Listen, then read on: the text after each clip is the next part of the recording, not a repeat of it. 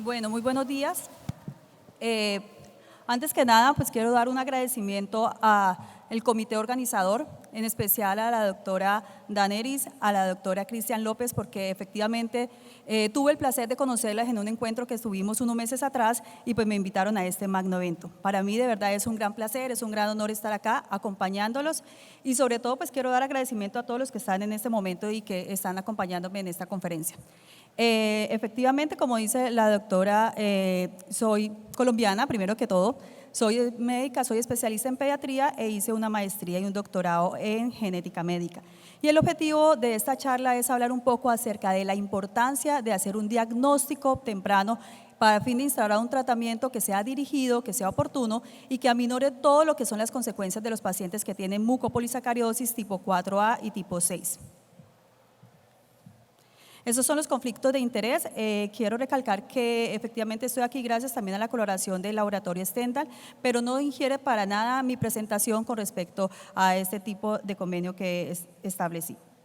Eso es el contenido de esta conferencia. Voy a hablar primero como una parte, un abrebocas sobre las generalidades del complejo de la mucopolisacaridosis. Voy a hablar acerca de la fisiopatología, la clasificación, el diagnóstico. Como ustedes van a ver, hay 8 tipos de MPS y pues en áreas del tiempo voy a enfocarme en la parte de MPS 4A y MPS 6 y voy a presentarle unos casos clínicos con enfoque neuroradiológico y neurológico. Voy a hablar de la importancia de poder saber y reconocer que hay una gran heterogeneidad fenotípica y una gran heterogeneidad genotípica y que se correlacionan y que nosotros como médicos clínicos debemos identificarla, el tratamiento, seguimiento y por último voy a hablar de las perspectivas. En dónde estamos, hacia dónde vamos y la medicina que estamos viviendo hoy en día, que es la medicina 6P, en aras de que venga una 7P, 8P, 9P y sigamos en ese proceso. Y por último, para llevar a la casa, pues unos mensajes claves. Como términos generales, pues las mucopolisacaridosis son conocidas por enfermedades de tipo metabólico, son huérfanas y el concepto de huérfana básicamente data de que son baja prevalencia a nivel poblacional. En todo el mundo, ¿cierto? Actualmente existen más de 8.000 enfermedades consideradas como huérfanas y pues estas pertenecen dentro de ese listado. El problema aquí básico es que hay unas enzimas que no degradan dentro de los lisosomas los mucopolisacáridos o glucosaminoglicanos. Dependiendo del tipo de mucopolisacárido o glucosaminoglicano que no se degrade, pues así mismo vamos a ver las manifestaciones sistémicas que tienen estos pacientes. Son enfermedades, por lo tanto, de depósito lisosomal, como vamos a ver más adelante, y son por lo general crónicas y progresivas. De allí la importancia de la identificación temprana, idealmente incluso desde la parte preconcepcional. La presentación clínica es muy heterogénea, es multisistémica y son hereditarias. Recuerde que todas ellas se heredan de un mecanismo tipo autosómica recesivo, excepto la mucopolisacaridosis tipo 2, que es el síndrome de Hunter, que se hereda de forma ligada al cromosoma X. Este es el problema básico en estos pacientes. Efectivamente, normalmente el núcleo y en los lisosomas hay unas enzimas que van a degradarlas y si no se degradan se empiezan a acumular y empiezan a dañar ese lisosoma. El problema es que no solamente dañan ese lisosoma, sino que empiezan a dañar toda la arquitectura celular, como vamos a ver a continuación. Entonces aparece la teoría, esta es la teoría que se publicó en el año 2020 y que incluso está vigente y cada vez coge más auge acerca del problema de la citotoxicidad mediada por estas partículas. Entonces, como podemos ver, efectivamente hay un daño genético que se representa en esta parte.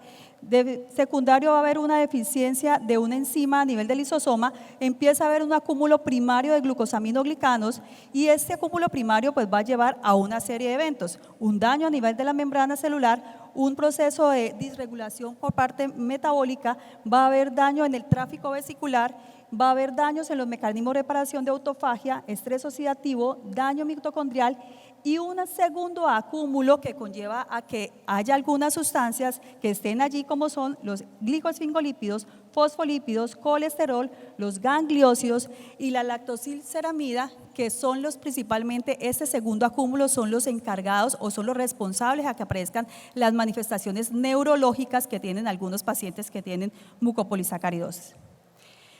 Hablando de la patogénesis y pues como estamos en un ámbito de neurología, pues es importante que también hay un mecanismo fisiopatológico desde el punto de vista neurológico. Entonces, como podemos ver nuevamente, hay efectivamente un depósito primario, hay un depósito secundario y entre los dos empiezan a llevar una serie de procesos metabólicos que lo que llevan es a toxicidad, llevan esa disfunción mitocondrial, lleva también a la parte del estrés oxidativo, causa neuroinflamación y por último neurodegeneración y aparece en toda la sintomatología.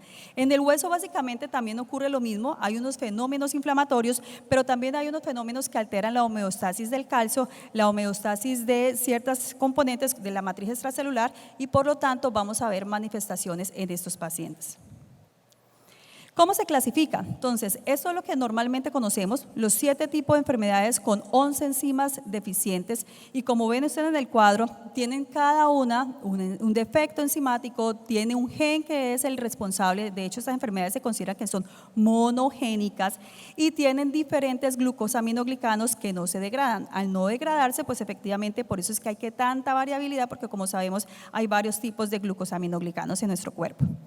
Y esta es la octava, que no podemos entonces dejar de desconocerla, incluso tiene número OMIN, está registrado en el OMIN, que es una gran base de datos que tenemos nosotros con respecto a las enfermedades genéticas y se encontró, incluso recientemente, unos 3 años atrás, en Rusia. Entonces aparece una nueva mucopolisacaridosis con el fenotipo de las clásicas, pero esta diferencia de las otras tienen unas compromiso de unos órganos, es mucho más severa porque afecta la parte cardiovascular, la parte inmunológica, la parte renal, que por lo general las otras MPS no afectaban la parte renal y por lo tanto la expectativa de vida es muy corta. Se creía que estaban geográficamente aisladas, pero efectivamente se ha visto que incluso ya hay casos en otros países reportados. Y este es el fenotipo. En general, las MPS se caracterizan porque tienen unas características, tienen una enzima propia, tienen un daño genético propio. Y lo que nos interesa en este momento, pues efectivamente ver si hay compromiso o no hay compromiso en el sistema nervioso central. Porque de hecho, ese es uno de los parámetros o pilares fundamentales para poder yo incluso sospechar y empezar a guiar ese diagnóstico con respecto a esta patología. En general, la mucopolisacaridosis 4A y la 6, que es la que les voy a hablar, no tienen ese compromiso neurológico, pero cuando ellos colocan que no tiene compromiso neurológico, se refiere más que todo no tiene compromiso cognitivo, porque como vamos a ver, sí efectivamente puede haber daños a nivel cerebral, puede haber daños a nivel de la médula ósea que puede dañar su calidad de vida e incluso va a aumentar la mortalidad atribuida a esta patología. Entonces, ¿qué opciones tenemos en este momento? Varias opciones. Tenemos que diagnosticar. Diagnóstico preimplantatorio, pues sería lo ideal, que la pareja vaya a la consulta y efectivamente mire ese riesgo relativo probabilístico de tener un paciente con una enfermedad de depósito lisosomal o cualquier otro tipo de enfermedad. El diagnóstico prenatal que va de la mano al diagnóstico preimplantatorio y el tamizaje neonatal. Lamentablemente no en todos los países, ¿cierto?, del mundo se realizan tamizaje neonatal, pero sí hay unos incluso que están liderando el proceso que hasta hacen genomas completos para tamizar a los recién nacidos, o sea que eso es una locura. Entonces vemos de países como el mío, que yo no tengo sino solamente tamizaje para hipotiroidismo congénito y pare de contar, hasta otros que ya están haciendo genomas completos en los recién nacidos. Pero entonces esa es una gran herramienta que nos va a buscar poblacionalmente, que es incluso una de las P's es a tratar de llegar a la mayor cantidad posible de personas para poder identificar a tiempo, tanto posibles sintomáticos como portadores, porque recuerden que cuando yo busco portadores, encuentro portadores, de una u otra forma hago una medicina que sea anticipatoria y prevengo todo lo que puede venir después de ese suceso. Entonces, ¿qué tenemos? ¿Y por qué lo coloqué en rojo? Tenemos las manifestaciones clínicas, tenemos los paraclínicos y por lo tanto por eso es que tenemos que estar continuamente educándonos y profesionalizándonos. Hay una forma de tamizar, tamizaje metabólico en orina puedo mirar este tipo de sustancias, sobre todo los glucosaminoglicanos, lo puedo hacer cuantitativa o cualitativamente. Hay tamizaje enzimático, eso se hace sobre todo en papel de filtro, pero recordar que como su nombre son tamizajes, me orientan a la sospecha, pero no me lo confirman. Y para la confirmación, lo que tenemos es efectivamente en sangre periférica, en aislamiento de leucocitos, tratar de mirar esa actividad enzimática y si efectivamente está deficiente, con esto es más que necesario para poder diagnosticar y hoy en día cada vez más está cogiendo auge de hacer el estudio molecular, porque aunque sabemos que es un solo gen, depende del pedacito del gen, o sea, es decir, de la variante de esa sustitución, asimismo puede ser la expresión del fenotipo de los pacientes. Tenemos muchísimos casos en los cuales incluso hermanos de los mismos padres, la presentación clínica es distinta porque tenían 2 variantes distintas. La confirmación es fundamental y cuando uno confirma a un paciente, lo más importante es hacer el pedigrí, el famoso árbol genealógico, porque tengan por seguro que como son enfermedades que se heredan, pues puede haber un riesgo de que se siga heredando o puede haber un riesgo que haya otro miembro de la familia afectado y pues que no lo sepan y podamos de esta forma identificarlo oportunamente. Bueno, teniendo en cuenta esos conceptos generales, voy a hablar entonces ahora sí de las dos patologías. El síndrome de Morquio es la primera, Morquio 4A, insisto es 4A porque hay un 4B. Aquí la deficiencia es una enzima que se llama la enzima GALS y que se llama también el gen GALS, es la N-acetilgalactosamina 6-sulfatasa. Se acumulan básicamente el queratán y el condroitin 6-sulfato. Hay más de 300 variantes, entonces como ustedes me han escuchado hablar, o sea que 300 posibilidades de fenotipo, porque hay 300 variantes. Está localizada en el cromosoma 16, tiene 14 exones, 13 intrones y codifica para una proteína de 522 aminoácidos. Estas son, primero que todo voy a pasar unos pacientes, sí quiero decirle que no, por favor no tomar fotos, ellos aceptan, ¿cierto?, salir en ese tipo de actividades, ¿cierto?, y que yo los proyecte, tengo el consentimiento y el asentimiento de ellos, pero el objetivo es más que todo de tipo educativo. Entonces, esos pacientes que pueden tener, no significa que el paciente vaya a tener todo, porque recuerde que a veces nosotros queremos como que se ajuste al libro y se ajuste a lo que yo leí. No, los pacientes tienen una gran variabilidad y heterogeneidad. Pueden tener a nivel pulmonar apneas del sueño, obstructiva del sueño, que puede llevar a menor calidad de vida, incluso la muerte. Infección respiratoria recurrente, que es una de las causas frecuentes de consulta, otitis, sinusitis, amigdalitis, neumonía, bronconeumonías, e incluso hacen síndromes broncoobstructivos crónicos y resulta que lo que puede tener es este tipo de patología. Insuficiencia respiratoria, enfermedad pulmonar restrictiva y se ha visto incluso combinado con enfermedad pulmonar obstructiva, lo cual ha dificultado a algunos médicos poder llegar a ese diagnóstico. Colapso respiratorio. A nivel del abdomen vemos hepatoesplenomegalia, hernias umbilicales inguinales a repetición, dolor abdominal crónico, diarrea frecuentes. A nivel cardiovascular, y es uno de los órganos que más tenemos que ponerle cuidado porque pues esto va a causar la morbilidad y la mortalidad, sobre todo en los pacientes. Dos cosas que causan grandes rasgos son la hipertrofia ventricular izquierda, que le va a conllevar posteriormente a una falla cardíaca, y el daño valvular, que básicamente tanto insuficiencia como por estenosis, sobre todo de la válvula mitral y la válvula aórtica. A nivel musculoesquelético es como la característica que más vemos, porque vemos un paciente que por lo general, y voy a mostrarles casitos, son de talla baja, con malformaciones esqueléticas, entonces uno le ve la deformidad ósea. Si estamos hablando de la mucopolisacariosis 4A, pues vemos una hiperlaxitud ligamentaria, que es como la característica de ellos y que incluso lo diferencia con las otras MPS. Es la única MPS que tiene hiperlaxitud ligamentaria a nivel del músculo esquelético. Su cifoescoliosis, sus cifosis lumbar, dorsal, las disostosis múltiples que se ven incluso en las radiografías cuando informan el radiólogo, debiese ser uno de los signos con los cuales debiésemos sospechar. A nivel oftalmológico pueden tener opacidad corneal, cataratas, efectivamente hacen defectos de refracción bastante notorios. A nivel ontológico, pues tienen tendencia a hacer desgaste del esmalte, fracturas frecuentes de los dientes, dientes espaciados. A nivel otorrino, que es otra de las cosas, la vía aérea superior está bastante comprometida, pues hay pérdida auditiva progresiva, tanto neurosensorial como conductiva, y hacen infecciones respiratorias a repetición con compromiso de este apartado. Y por lo tanto, como ustedes están viendo, entre más órganos y sistemas estén afectados, pues esa expectativa de vida cada vez se va disminuyendo, pero hoy en día tenemos una terapia específica que nos va a ayudar a que efectivamente esto no pase.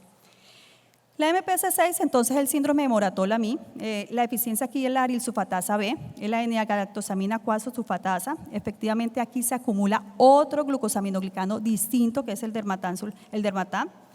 El gen afectado pues es el mismo en la arilsulfatasa B, se encuentra en el cromosoma 5, este tiene menos exones, es más chiquito, son 8 exones solamente, pero codifica una proteína de 533 aminoácidos y se han encontrado hasta ahora en bases de datos poblacionales más de 200 variantes identificadas asociadas. ¿Qué cosas de pronto, y ahí lo subrayé, me cambia una MPS 4A a una MPS 6? rasgos faciales. Por lo general, los pacientes con MPS 6 tienen una cara que tiene unos rasgos más toscos, entonces una frente amplia, un pliegue nasal, un puente nasal amplio deprimido, una nariz que es bulbosa, las cejas pueden estar arqueadas, con sinofridia, es decir, bastante vello a ese nivel, los pliegues epicánticos como vemos en esta paciente, porque hay acúmulo de esos glucosaminoglicanos.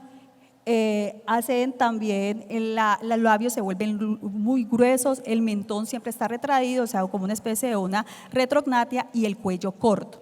Otra de las características, a diferencia, es que hacen más hepato y esplenomegalia, y lo que había dicho anteriormente, la MPS 4 se asocia a hiperlaxitud y esta se asocia con contracturas articulares, que es la famosa mano en garra por la cual conocemos a los pacientes con MPS.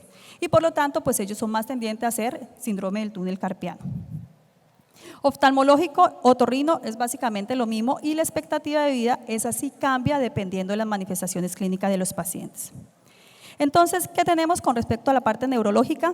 Hay desproporción craneofacial, sí, incluso pues eso es una de las características que llama la atención desde cuando el niño está pequeñito, lo mandan para que hay signos de disostosis de compromiso de esta arquitectura, pero recuerden, sobre todo estos dos tipos de MPS, su cociente intelectual y su memoria está completamente conservada. Se consideran que tienen incluso, han hecho estudios que tienen un índice promedio, ¿cierto? O incluso alto. En algunas series se han notado algunos cambios de conducta como hiperactividad, actitud opositor desafiante, sobre todo en los adolescentes, pero no se ha visto ni autismo ni ningún otro tipo de compromiso para estas dos patologías. Entonces, ¿qué tenemos en la parte neurológica? Con respecto a la MPS 4A, estos son los 3 signos cardinales que ustedes pueden hacerles sospechar de que están frente a un paciente. Hacen estenosis cervical superior y cráneo cervical. 2, hacen inestabilidad atlantoaxial cervical, esto asociado por esa hipoplasia del DEN, si fuera eso que son hiperlaxos, entonces esos ligamentos también van a ser hiperlaxos. Hacen compresión de la médula espinal y sobre todo a nivel de C1 y C2. Entonces estas dos últimas, sobre todo la inestabilidad y esa compresión, pues es lo que va a tener manifestaciones clínicas a mi paciente, pérdida de la fuerza, esa debilidad, esas parestesias y pues incluso pues puede conllevar a la muerte porque vemos que efectivamente puede haber compresión C1 y C2 y puedan requerir intervención quirúrgica. Ese es el primer casito que quiero mostrarles. Es un paciente que lo conozco desde hace 10 años, más de 10 años, desde que estaba en la primera etapa de mi pediatría. El paciente llega y efectivamente tiene su diagnóstico. Cuando llegó al diagnóstico ha estado supremamente bien hasta en el año 2019, a la edad de 29 años, que por rutina se le hizo su resonancia magnética. Entonces, cuando se le hace su resonancia magnética cervical, ¿cierto? A pesar de que el paciente estaba oligosintomático, a veces los pacientes como que se acostumbran a tener lo que tienen, entonces como que dice, como yo estoy así, pues es normal que yo sienta esto. El paciente ya sentía parestesias, la marcha ya no era como normal, no era la habitual que uno lo conocía a él, pero a él le parecía como todo normal. Le hacen efectivamente esa resonancia y efectivamente el radiólogo nos informa que había una compresión a nivel de C2 en la unión bulbomedular, ¿cierto? Y había pues atrofia a este nivel.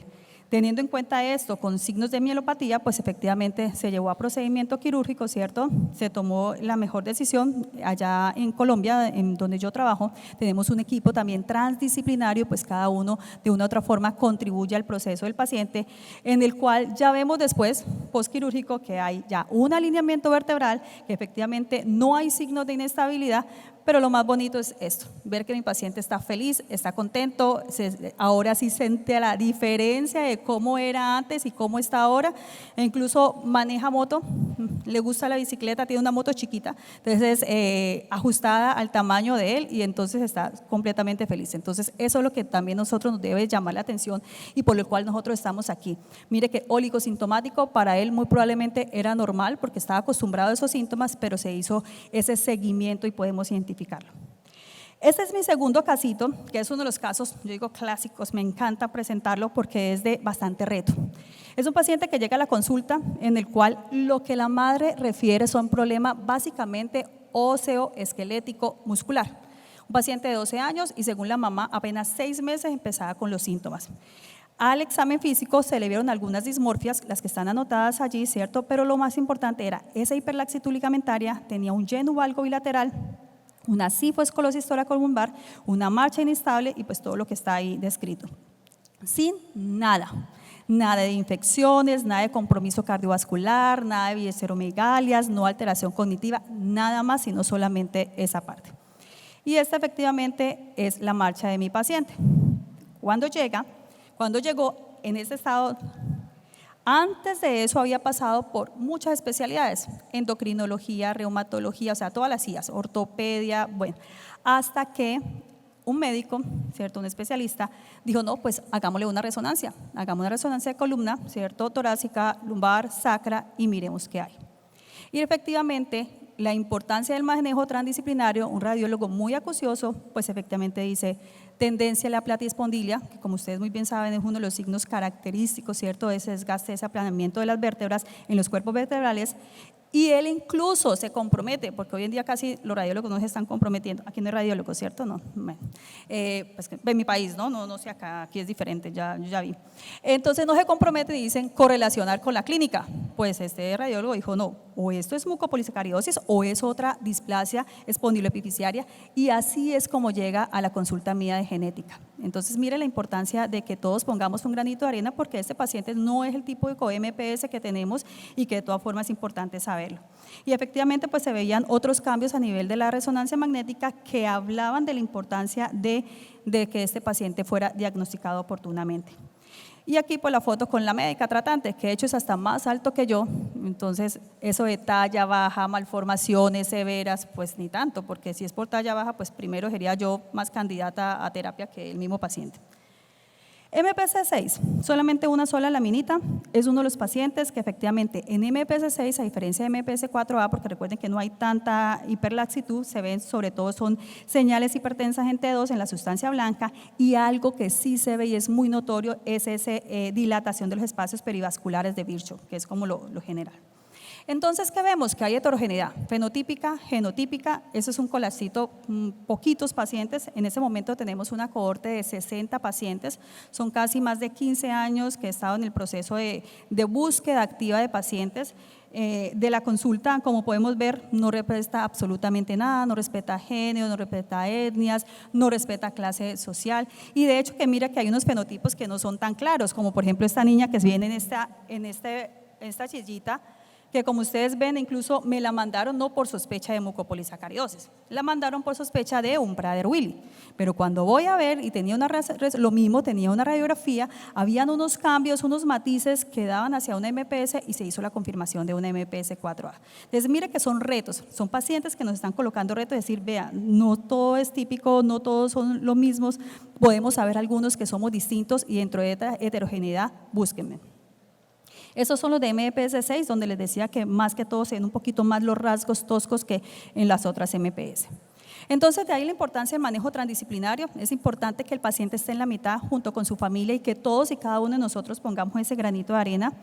Esto es lo último hoy en día, el manejo multimodal es una herramienta grandísima que estamos utilizando, es decir, no solamente dejar una sola aspecto para poder hacer diagnóstico, no, yo tengo datos multimodales que son a través de las ciencias ómicas, y más adelante voy a tener una conferencia con respecto a esta parte. Imágenes, para eso están las resonancias, para eso están las tomografías, para eso está el PET scan, el SPECT, o sea, tenemos muchas herramientas, y un enfoque multiómico con paraclínicos, histopatología, o sea, todos tenemos que intervenir para poder llegar al diagnóstico completo. ¿Por qué? Porque es que hay terapias que son específicas y que pueden modular esa historia natural de la enfermedad. Si son más de 8.000 enfermedades y tenemos menos del 10% con terapias, pues al menos aprendámonos y busquemos los pacientes que sí van a tener una opción terapéutica.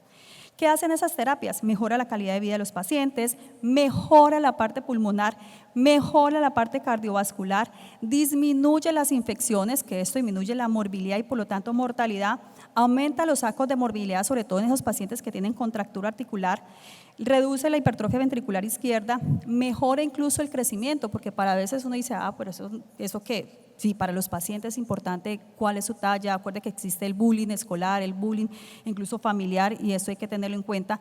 Mejora su desarrollo puberal. Recuerdo que ellos sexualmente están normal, sus hormonas están completamente normal. Reduce el tamaño visceral, y lo más importante es que no se acumulan esos glucosaminoglicanos, porque lo que se ha visto es que entre más acúmulos haya, pues más riesgo va a haber para que haya más órganos afectados. Y en general lo que todo el mundo espera es que sea bien tolerada. Ya casi para terminar, entonces estas son unas guías que quiero compartirles, son del 2019, todavía están vigentes. Hay guías de manejo para MPS 4A y para MPS 6. Aquí le coloqué unas flechitas, cuáles son las tablas que de pronto a ustedes como neurólogo, neurocirujano les puede interesar, como con respecto al manejo y monitoría de pacientes desde la parte neurológica, el manejo de la anestesia, que es importante porque ellos tienen bastante complicaciones en la anestesia, cuáles son las guías, cuándo operar, cuándo sí, cuándo no, cuándo mandar resonancias, cuándo mandar neuroimágenes, o sea, es importante para tenerlo en cuenta. Y la guía para MPS 6 efectivamente también habla de la misma, pero a diferencia de la MPS 4A, donde está la estrellita, efectivamente aquí hablan de descompresión del nervio mediano. ¿Por qué hablan de la compresión? Porque efectivamente como hay contractura, pues hay más riesgo que haya esa compresión que los otros pacientes que tienen hiperlaxitud, ¿vale? En general, todos son evidencia de… ¿Listo? En esta guía que habla de descompresión de la médula, y a grandes rasgos que dice, esto tiene que haber una conjunción. Clínica, radiología. ¿Listo? No puede ir por aparte, es importante, hay que estabilizar, si hay signo de inestabilización hay que estabilizar de la forma que sea, ya sea por fusión cervical, por fusión occipito cervical, el médico ya incluso a veces se hacen hasta juntas para poder hacer esta toma de decisión, y sobre todo hablan de cuándo corregir esa cifoescoliosis de los pacientes, porque ustedes saben que es bastante riesgosa, entonces dice, si hay lesiones radiográficas progresivas, no hay nada que hacer, si hay un dolor intratable, no hay nada que hacer, si efectivamente hay un deterioro clínico, cada vez mi paciente se va empeorando, pues no hay nada que hacer. Hay recomendaciones sobre el seguimiento neurológico, lo ideal es que sea cada 6 meses, e incluso en algunas bases hablarse de correlacionarse con las imágenes, pero si las imágenes están completamente bien y mi paciente está completamente bien, pues no tengo que hacer las imágenes cada 6 meses, pero sí el control y el examen neurológico completo cada 6 meses. Y de igual forma habla sobre cuándo hacer radiografías, cuándo hacer resonancia magnética y cuándo pasar de resonancia a TAC o de TAC a resonancia. Punto fundamental, el TAC solamente se indica cuando no se puede hacer resonancia. Siempre es importante tener en claro. Y recuerden que lo que nosotros llamamos una cirugía preventiva en esos pacientes no existe, porque hay un riesgo grande en ellos y por lo tanto lo que tienen que hacer, acuérdense que tienen que tener evidencia clínica y radiológica. Entonces, ¿por qué nos retrasamos? Porque el fenotipo no es usual al nacer, porque no hay tamizaje en todos los países, porque a veces esos síntomas son como muy sencillos, simples, infecciones, pues a todos los niños le dan infecciones en la infancia, porque hay unas manifestaciones clínicas muy variadas, porque es una enfermedad a veces progresiva, crónica, y ya a veces al final ni el médico le pone cuidado o no sabe exactamente qué es, polinizaciones en la parte de salud, desconocimiento de la morbilidad y conocimiento limitado y fraccionado de parte de todo eso. Por último, esta es la medicina hoy en día, predictiva, de precisión, participativa, poblacional, personalizada, que lo que busca es cada vez ir más allá. Como perspectivas tenemos, que esta es como una abrebocas a mi próxima conferencia, tenemos el diagnóstico ómico, los nuevos biomarcadores que existen, la secuenciación de genoma, porque ya tenemos 3 secuencias de genoma que podemos empezar a utilizar, los estudios funcionales que cada vez hay más y software y el machine learning y lo que es inteligencia artificial, las redes de genes que existen, la nanotecnología, el fenotipado reverso, ir de los genes al fenotipo y no del fenotipo a los genes, terapias dirigidas, cada vez hay más clinical trials respecto a esto. Habíamos hablado ya de la inteligencia artificial, los telómeros, que anteriormente se creía que era para evitar el envejecimiento físico, pues no, también nos sirve para el envejecimiento orgánico de nuestros sistemas, todos los fenómenos de inflamación, las mitocondrias que están cogiendo auge hoy en día y que están buscando ser target de muchos tratamientos, y el tratamiento hiperpersonalizado, es decir, cada individuo debiese tener una opción terapéutica dirigida. Este es un artículo desde el 2020, yo vengo trabajando en fenotipado reverso salió en el 2023 y nosotros empezamos incluso un poquito antes diciendo vamos de genes a fenotipos, y así he podido encontrar pacientes. Miren que esos genes no están solos, a pesar que hay una enfermedad monogénica, hay otros genes alrededor que de una u otra forma intervienen. Hay clinical trials y por último, ya para cerrar, la mucopolisarosis son enfermedades de baja frecuencia poblacional, pero son crónicas, son debilitantes, son multisistémicas. Tenemos que sospecharlo clínicamente, tenemos ayudas diagnósticas, necesitamos un tratamiento que sea dirigido, rápido, hay que hacer la correlación del fenotipo, del genotipo. Efectivamente hay terapias dirigidas, vienen más terapias y necesitamos que todos nos comprometamos desde un punto de vista multidisciplinario y multimodal. El diagnóstico al tratamiento no está tan lejos. Aquí les comparto pues un PQR que pueden tomarlo, eso fue una de las recomendaciones del laboratorio Stendhal, porque como ustedes saben, la industria farmacéutica nos ha ayudado a cortar ese proceso, porque a veces por la vía normal que tenemos nosotros de legalidad no lo hacemos, y aquí también está el contacto del doctor Gamalier, que con mucho gusto aquí en el país de ustedes les puede colaborar. Y por último, estamos en ese proceso de ir avanzando cada vez más. Muchísimas gracias.